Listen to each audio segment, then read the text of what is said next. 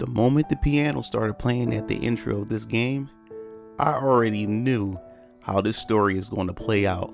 Not just that, once the screen transitions over to this one, I said, oh no, I already see this coming already. Something's going to happen to the big guy. I just know it. Hey guys, it's Moogalore here, and today I want to review a particular game that I would say is very underrated, under the radar, and most people probably haven't even heard of this title. And it's in fact a JRPG, and that title is called Destiny Connect for the Nintendo Switch. And I must say that I really enjoyed every last bit of this game, and I pretty much want to just share that with you guys. And if you're interested in it, I suggest that you give it a try. Now, as far as the game is concerned in this presentation, don't let it fool you, because the presentation, as far as I'm concerned, is really adorable. It's a gorgeous looking game. I love the art style, and that's what pretty much reeled me in because of what the developers NIS of America has pretty much had produced. Now, I know it sounds funny and weird for a Japanese game developing company called NIS of America, or NIS of America, however you pronounce it, but I think they really executed something really charming here, and I believe that this should definitely be part of your collection. Now, when you look at the art style, it reminds me of something that you will find in a Disney Pixar film with a dab of anime. I love how the characters essentially emote and express themselves, especially with the little children with their big eyes, big head, and it's just so cute. And I found my daughter sitting down with me as I played the game, and she just loved every aspect of it, and I just found it that charm. And in my opinion, I feel as though that this is something that I would love to see Nintendo adopt if they was ever to reimagine or remake the Earthbound series. I think this would be a perfect fit for that. But let's dive into the story. So as far as the story is concerned, you play as a young protagonist named Sherry. She's about 10 years old, and she lives in this town called Clockney. Now, Clockney is pretty much built and centered around this big clock that sits in the middle of the town, to the point they build actually a shopping mall around it. Now, every year, around New Year's, they get together and have this festival to celebrate this hero who came into their town and saved them from this evil machine that was absorbing souls. After the hero defeated this machine, he disappeared and no one ever heard of him ever again. And since then, the town had pretty much gave their lives to this hero, and just in celebration and memory of this hero, they would have a celebration at the end of every year. Now, the story takes place in 1999, and the story is going to cross over into year 2000. Now, the thing is, Sherry, who lives with both her mother and father, her mother named Arya, and her father, who's also an inventor, always spend most of his time in the laboratory. Now, the thing that really comes to me, or speaks out to me the most, this is more so a father and daughter type of story. Now, the mother plays an essential role, which I won't get into, is because, yes, it will entail just some spoilers, and very interesting spoilers, but it's a father and daughter story, and this reminds me of so much, like, it's so adorable. Sherry just reminds me so much of my daughter, but she's a daddy girl, and she always wants to spend time with her daddy. She wants to play with her daddy, but her daddy don't have time because he's always in the laboratory working on something, working on a new invention. But the problem is, the father is acting much more unusual than he ever is. He seems more hard pressed for something, as if something is about to happen. And essentially, the father leaves and tells both his daughter Sherry and his wife Arya that he's going to be gone for 6 months, and he will return by the time New Year's comes so they can celebrate the festival together. And ever since then, Sherry had pretty much has bitterness towards her father because the father is always busy with his work.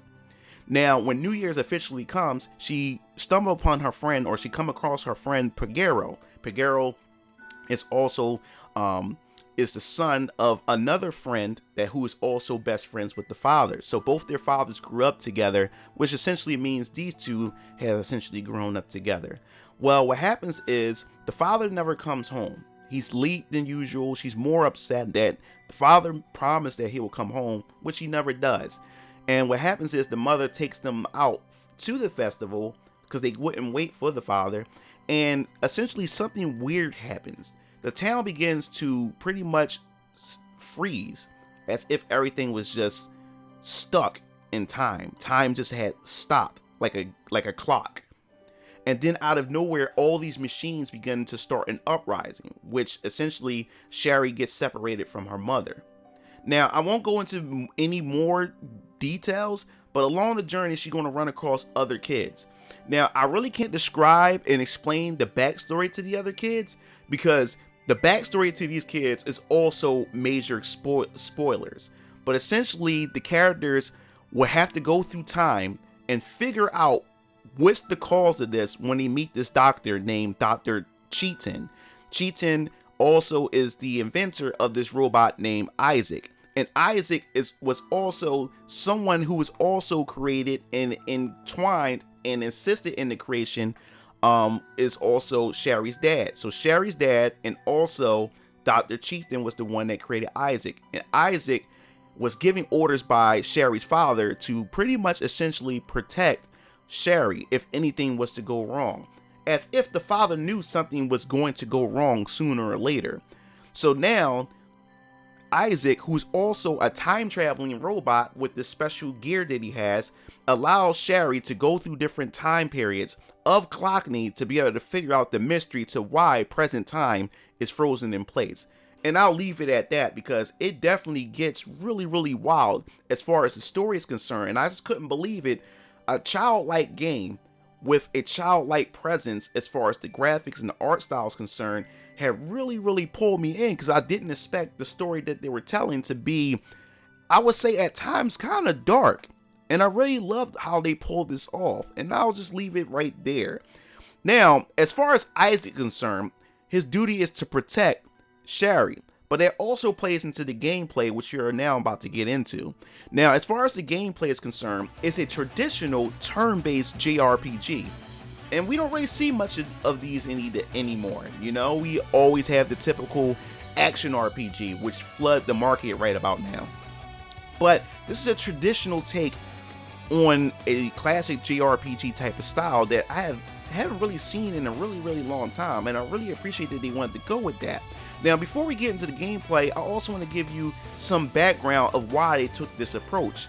Now, the reason is Destiny Connect was NIS's way of trying to get newer players and younger players into experiencing JRPGs.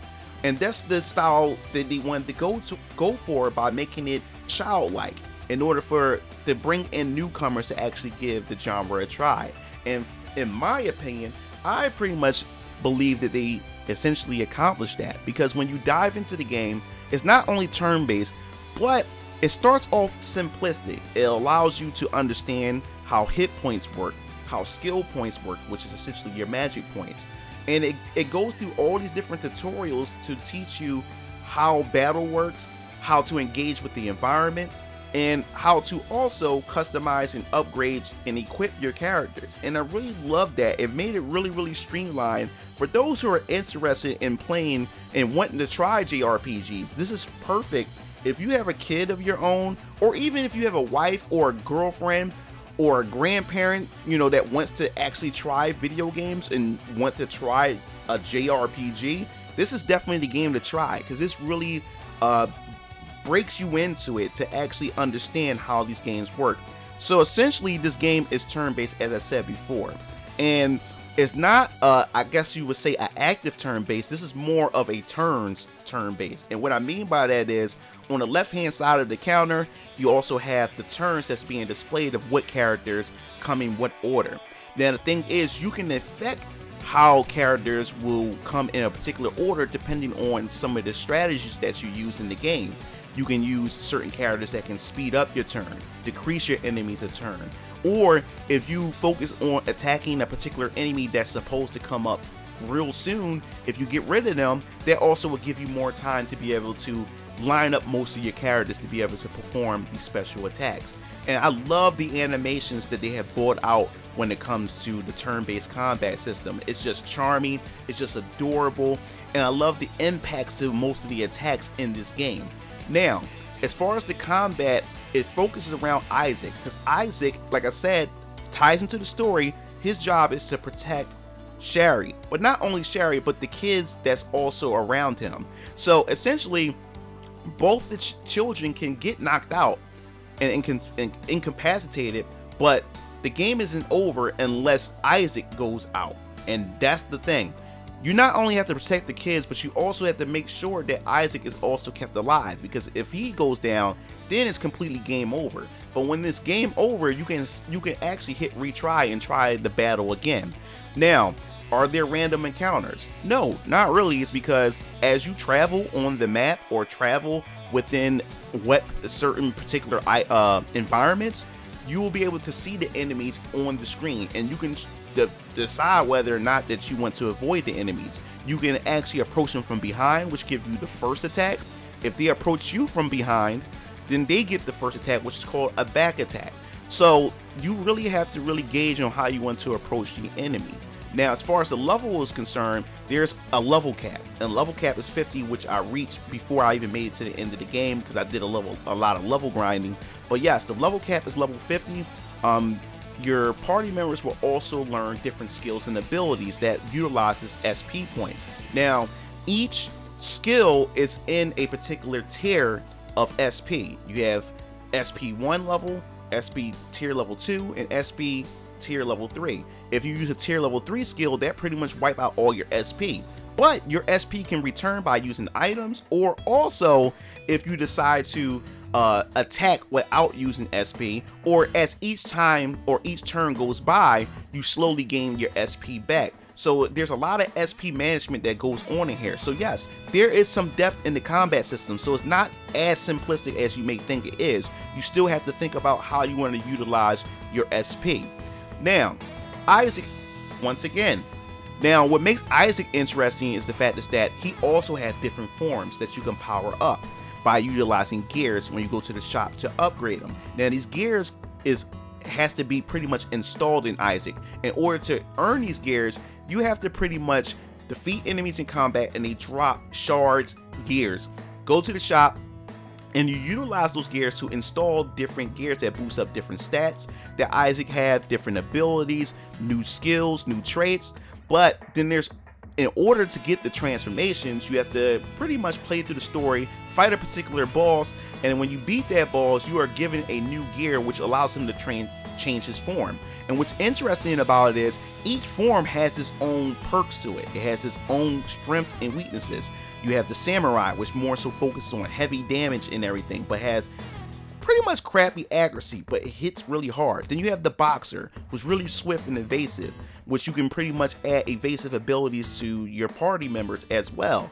And then of course you have the rescue transformation, which is really good at support abilities like healing, debuffing, adding buffs to your enemies as well. And then there's also a special gear in transformation, which I won't spoil. You can go through and discover on your own, but you would have to do some grinding in order to get it, which I unlocked. And then of course you have the gunslinger, which is the outlaw, which I really love, because there are some techniques that I found out and discovered that you can utilize for this ability in order to increase your experience points, which I thought was pretty cool. But essentially, when you go to your menu system, what I also like is you can upgrade your skills within the menu system of each character. So it's represented by the different stars. So as you increase and master the ability takes more of an impact and oomph to your enemies. And by the time I reached the end of the game, I pretty much almost maxed out all the characters' stats and abilities, which I found pretty cool. And that's essentially the combat. You'll find a lot here. It starts all simplistic, but they slowly start adding on other mechanics as you progress through the story, and you find yourself saying, man, for this to be an introductory JRPG for beginners, there's some level of depth here and also some pretty good storytelling here. But that's essentially it for the overall combat and the overall package as that's concerned. Now, as far as the music, I really love the music. There's a lot of memorable music here.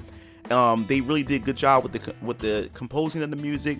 It takes me back to the 90s to early 2000s of a lot of JRPGs in the soundtrack, and definitely, if you are interested in wanting to hear more about the music, definitely type in Destiny Connect on YouTube and its original soundtrack. And there's a lot of music here, but more so the piano and violin that plays during some of the heartwarming moments is what really pulls on the heartstrings. Definitely does, and it really gets you in your feelings by the time you reach the end of the game. But that's essentially it for this. I definitely would give this game an 8 out of 10. I really loved it. I love the presentation. I love the visuals. I love the art design, the direction, the music that they went for with this. The game is really charming, and if you're looking to get into JRPGs or just the RPG genre in general, I highly recommend and highly suggest you get this. And it's not only for the Nintendo Switch, it's also for the PlayStation 4 as well if you have a PS4. The game really runs well on the Nintendo Switch. I hardly ran into any slowdowns, and it runs really consistently throughout the entire experience, so you really don't have to worry about that. As far as simplicity is concerned, the game only really has one map. It really does. It takes place in one town, but when you go through the different time periods, the map changes depending on the time period that you in. And it was crazy how they was able to get that much out of this game just having one location essentially. And the game is only 20 hours long. The game is really fast. You can beat it in 20 hours, and it was definitely worth it. It was definitely worth every penny that I dropped on this. And I believe at the time the game was like $40, and it could be cheaper now. It's 3 years later, but this is definitely an underrated gem. I highly recommend it.